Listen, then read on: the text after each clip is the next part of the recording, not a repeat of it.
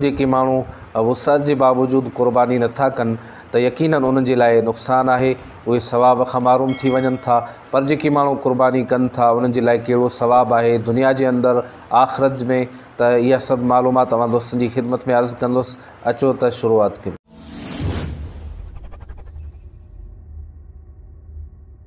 नहमदुहु व नुसल्ली व नुसल्लिमु अला रसूलिल करीम। अस्सलामु अलैकुम व रहमतुल्लाहि व बरकातुहू।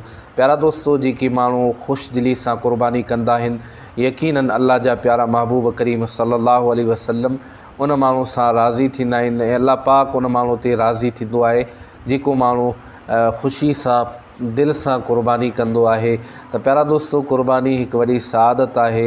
यकीनन अल्लाह पाक जंहिंखे माल दौलत ॾिनी आहे त उहो माण्हू जेकॾहिं अल्लाह जी राह में ख़र्च करे थो त अल्लाह पाक उन जे बदिले में उनखे अञा बि वधाए ॾींदो आहे ऐं उन माण्हू खे कॾहिं बि खोट न पवंदी जेको माण्हू अल्लाह जी राह में ख़र्च करण जो आदी आहे, जेको माण्हू अल्लाह जी राह में ख़ुशी सां ख़र्च कंदो आहे उहो यकीनन ख़ुशनसीब माण्हू आहे। नबी पाक सल्लल्लाहु अलैहि वसल्लम फरमायो त इंसान ईद-उल-अज़हा जे ॾींहुं का बि अहिड़ी नेकी नथो करे जेका अल्लाह पाक खे रत वाहिण यानी क़ुर्बानी करण खां वधीक पसंदि हुजे। हीअ क़ुर्बानी क़यामत में पंहिंजे सिंगनि वारनि ऐं खुरनि समेत ईंदी ऐं क़ुर्बानी जो रत ज़मीन ते किरण खां पहिरीं अल्लाह पाक वटि क़बूल थी वेंदो आहे। लिहाज़ा ख़ुशि दिली सां क़ुर्बानी कयो।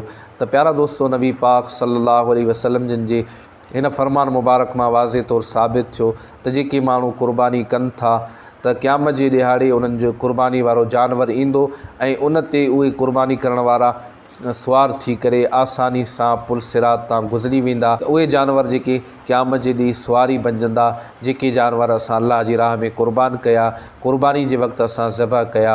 ऐं प्यारा दोस्तो, नबी पाक सल्लल्लाहु अलैहि वसल्लम जिन जे हिन फ़रमान मुबारक मां साबित थियो त जेके माण्हू क़ुर्बानी कनि था त क़ुर्बानी करण वारो जॾहिं क़ुर्बानी कंदो आहे त उन जानवर जो रत ज़मीन ते किरण खां पहिरीं अल्लाह पाक वटि क़बूल थी वेंदो आहे।